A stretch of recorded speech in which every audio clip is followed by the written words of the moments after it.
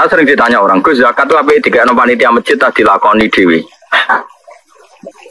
Nah, gue takut dengki apa takut api-apian namanya. Nah, gue dengki apa yang komentari panitia masjid, tak jawab apa ini masjid. Dan sifat dengkimu buat lawan dewi. Gak Gus objektif. Jawaban saya gampang. Misalnya saya punya uang 1 juta. Kebetulan yang miskin itu ponakan saya. Atau orang yang tidak wajib saya tanggung. Jadi zakat itu kan nggak boleh diberikan orang yang wajib ditanggung. Misalnya anak istri kan wajib ditanggung. Tapi kalau ponakan misanan kan sudah enggak tanggungan, enggak wajib maksudnya ya boleh dilakukan. Maka aturannya Quran jelas dahulukan bil qurba, orang yang punya unsur apa? Dan saya tahu kalau saya kasihkan masjid 1 juta dibagi 1 kampung itu nanti ponakan saya untuk selawewu. Itu orang kena tuku beras. Tapi saya sendiri yang memberikan iso keduman 300.000-an dan atau keduman 1 jutaan. Saya harus mengasihkan langsung dengan cara ini corong Jawa kemoto, pemberiannya kemoto. Tapi ada ulama yang cara berpikir tidak seperti itu. Min awalil amri zakat itu harus merata. Secara kemoto lah sementing saat iso keduman. Kayak manuk doror Allah.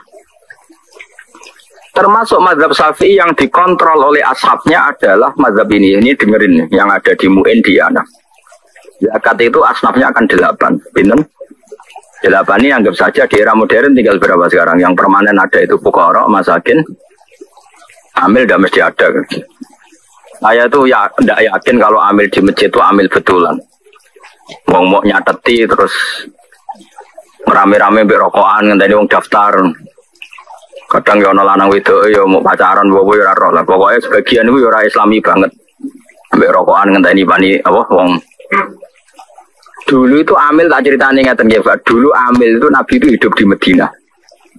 Itu amil itu disuruh ngambil zakat tuh di Yaman. Ya Madinah ambek Yaman jaraknya coba bayangno zaman itu, gak naik pesawat. Sehingga cara untuk jajah zakat tuh ono pantese. Tapi kalau ambil sekarang di masjid-masjid itu kangelan toh, tengok-tengok berokokan, terus ono sing nyugoi kopi, terus disita itu sidik-sidik ngono iku terus. Lah iya misalnya terus ono kiai Mustofa Dar, iku yo amil Gus, era modern ngene iki cukup darane amil. Yo ono bener yo nyatane amil tenan. Terus sekolah di pendapat ora amil. Ngono-ngono tok wae kok bokai. Nah, kalau ini sebagian mereka yang mampu S1, kadang jurusan ekonomi, untuk zakat. Oke. Nah terus, misalnya satu zakatan di masjid itu ada 2 pintal. 2 pintal berarti berapa kilo? 200 kilo ya. 200 kilo, wong kere ning desa iku 400. Enggak tak latih kowe ben pinter, seneng ngaji swarga neraka, tak latih ben utekmu bener. 200 kilo sing wajib dizakati 400 berarti untuk piranan? Setengah kilo. Setengah kilo itu kayak pakanan doro. Napa? Manjur. Nak sing melarat 400 itu setengah kilo, nak sing melarat 800. Seberapa? Saiki atuk ora rata wong tuk kemoto 20 kilo, timbang rata tapi wong koyok manuk doro. Yaiku untuk beras. Berapa? Tiba pakanannya manuk. Ayo jawab saya, harus sing jawab. Ini jenis bener-bener khilaf. Yang mengatakan takmim harus rata biar adil ya masuk akal. Biar bodoh-bodoh pikir kok gak dibagi. Tapi orang ulama darani atuk ora dibagi rata, sing penting pemotong regani wong. Piye faktor zakat iku ana ikrame kala bala tukrimun al yatim nak ngekeki ana mulyanane wong dikeki 1/4 kilo iku mulyano tangene. Mulane wong ku mikir. Paham tenan to ora? Lah ngono iku jenenge istihad. Istihad tuh mirip-mirip. Iku jenenge ra'yu nasawabun yahtamilul khata' wa ra'yu ka khata'un yahtamilus. Pendapatku itu benar tapi mungkin salah, tapi kalau salah tapi mungkin. Misalnya aku fatwa, wong elek itu haram tuh wong elek. Ya ono mirip bener. Mergo anak ra melok-melok dadi elek banget. Misalnya aku cukup istihad fatwa. Wong lanang weli itu haram untuk wong wedok weli. Karena anak ra melok-melok jadi elik banget. Misalnya aku fatwa ngono. Ini kan demi kemaslahatan jangka panjang biar gak ada generasi Islam sing elek banget. Kira-kira fatwa itu mungkin benar enggak? Mungkin. Terus ono sing bantah, ora ono hadise. Pemene sing kira-kira sing bantah Albani, mana hadisnya? Enggak ada pegangannya. Misalnya aku Albani, sidik-sidik kan nyempriti hadis. Nah, ya ono bener. Terus ono wong nek sing pendapat, aja geman untuk wong sugih. Biasane wong untuk wong sugih iku diburohno. Wong alim untuk wong wedok sugih diburohno. Ya ono bener e, rata-rata wong kiri diburohno wong sugih. Ya kadang ya ono salah e, atuk diburohno lah numpak Innova, timbang majikan tapi satpam. Misale, ya ono miripe. Itu pendapat asal tidak masalah iman dan Islam, kafir dan tidak kafir, iku sawabun yahtamilul khata' wa khata'un yahtamilus sawab. Sehingga mulai dulu lama itu kalau khilaf itu ya biasa-biasa, ketemu koncone sing khilaf itu ya biasa. Imam Syafi'i itu pernah sholat di masjidnya Abu Hanifah ya ada kunut, padahal beliau orang yang sangat-sangat mensyariatkan kunut. Abu Hanifah sudah meninggal. Karwan es kapundut ditanya, 5 adalah taknutu ya Syafi'i ya Abu Abdillah Jolani ikroman lihadal madhab, aku ngerkani madhab iki. Terus tak tonton meneh, iki kowe nek ora paham bangetan. Kowe sholat zuhur dengan sadar 1 rakaat rukuk 2 itu sah apa enggak? Loh, rukuk 2 kali kan? Di rakaat ula, kowe rukuk 2 kali sah enggak? Menambahkan 1 rukun rukuk. Enggak sah. Sholat itu batal dengan menambahi 1 rukun. Jadi kan rukuk 2 kali, sholat zuhur loh. Sah enggak? Enggak sah.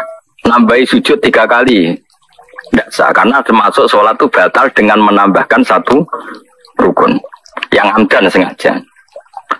Sekarang saya tanya, sholat mayit itu modelnya di sini takbirnya berapa kali? 4. Wes yakin? Gue tak koi mau jawab ya, wes keliru lah. Gue cah murid teh, masuk beringotan kan murid kita teh. Takbir 4 rakaat itu rukun apa sunat? Rukun yang bab sholat jenazah takbir 4 rakaat itu. Jika dijelaskan sholat jenazah itu rukunnya 4, yaitu takbir 4 kali. Yang setelah pertama baca Fatihah, setelah kedua baca sholawat, setelah ketiga doa, setelah keempat sebenarnya salam. Tapi kayak Indonesia doa enggak jadi ngomongnya. Sebenarnya di Mekah di mana-mana setelah takbir keempat itu langsung takono sing tahu haji ya. Bertakbir keempat sing tahu umroh. Nah, di Mekah langsung salam atau bebo dongo. Langsung salam. Nek teng Indonesia dongo. Jadi dongane ping aneh. Sudah sampean yakin kalau 4 tadi rukun. Tak latih fikih. Kemudian ada orang yang sholat takbir sampai 5 kali atau 6 kali. Batal enggak dalam sholat jenazah? Enggak jawab. Rata-rata ulama mengatakan tidak batal. Karena Allahu Akbar mujarrodul zikri. Soalnya dia nambah wakbar niat rukun tapi mujarrodul zikri. Wong zikir kok ora oleh. Tapi ada ulama mengatakan dalam konteks sholat jenazah takbir itu sudah rukun. Sehingga kalau nambah itu ya batal. Wong berarti nambahi rukun. Lalu jenis pendapat ini yang mirip bener mirip. Lah wong ngomong koyo kowe ora dadi dhuwit kok geger wae iku perelek meneh. Elek wong ya kowe iku anggere menyangkut dhuwit ngono ae kok geger. Mergo ora dadi dhuwit. Wong elek meneh kan rokok ngomongan niku mari rokok. Lah seperti itu terus tak bedhek meneh misale. Enggak jawab ae. Ben kowe ora terlalu dadi ekstremis. Kowe sholat maghrib lah atau sholat isya atau sholat apa saja. Aku kan sering sholat maghrib teng mriki makmum Mustafa. Setelah Mustafa salam pertama, yang menjadi rukun sholat itu salam pertama apa kedua? Tidak jawab saja. Sama. Terus Mustafa jenggot ini Mustafa. Tapi jenggot itu sunat tuh masih muni jenggot bengenyak bengelem raro aku. Mustafa kan sering jadi imam ya. Nah, Mustafa wes salam. Assalamualaikum warahmatullahi wabarakatuh. Kowe biasa napa? Warahmatullahi wabarakatuh. Assalamualaikum warahmatullahi. Mustafa salam. Ketika Mustafa Salam statusnya dia keluar dari sholat atau masih sholat? Tidak, jawab saja. Keluar dari sholat. Itu ada ulama mengatakan kalau makmumnya kesuwen duduk karena menunggu Mustafa Salam kedua, apa mana nak kesuwen rondok banget, maka sholatnya makmum batal. Karena dia menggantungkan sholat sama orang yang sudah tidak sholat. Masuk akal orang? Nah, ini cerita saja. Pendapat itu masuk akal enggak? Masuk akal. Bagaimana mungkin orang yang masih sholat menggantungkan hubungan sholat sama orang yang sekarang sudah ada? Itu makmum sopo, makmum sopo. Lah saya kira sholat kok buat makmumi. Aneh enggak makmum orang sama orang yang sudah ada sholat? Aneh enggak? Pero orang aneh mergo kira iso ngaji. Lah yo selama ini nganggep gak aneh mergo kira iso ngaji. Coba saya bar ngaji iki kok terus aneh. Ngaji iki lho mbak iki teko, nailing tapi yo. Setelah imam salam itu dia masih sholat enggak? Terus kowe ngenteni apa jajal pertanyaannya? Kok ngenteni reaksi ini Mustafa? Kamu wis ora imam kok mbok enteni. Berarti kamu mentaklukkan sholat sama orang yang sudah tidak sholat, maka dianggap batal. Mama mengatakan enggak batal.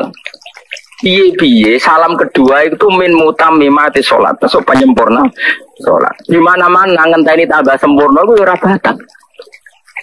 Yang ini pendapat khilaf sing babak, kira-kira satu-satu. Mutune. Sing ora mutu mau ngono kok dibahas ora dadi dhuwit. Lah iku sing elek ngono iku. Makanya saya termasuk orang yang seringnya kalau imam sudah salam pertama aku langsung ngadeg. Tapi sing loro ya sing ora setuju ya banyak. Karena secara etika umumnya yang ngenteni bersalam kedua. Jika di pondok saya di pondok sarang gitu separuh nak imam alam langsung ngadeg, separuh ngenteni. Berarti separuh berakhlak, separuh berfikih. Semono jadi separuh berakhlak, separuh berfikih. Artinya berfikih wong imam keluar dari sholat, saya harus secepatnya mandiri. Enggak boleh sama menggantungkan sholat sama orang yang sudah ada tidak sholat. Makanya saya katakan separuh berfikih, separuh beretika, berakhlak. Nah yang seperti ini kok pede mbahmu, wong padha kaya iya. Ini mas, nah yang seperti ini tuh kok terus khilaf pede mbahmu, wong ora mesti bener, ora mesti salah kok pede.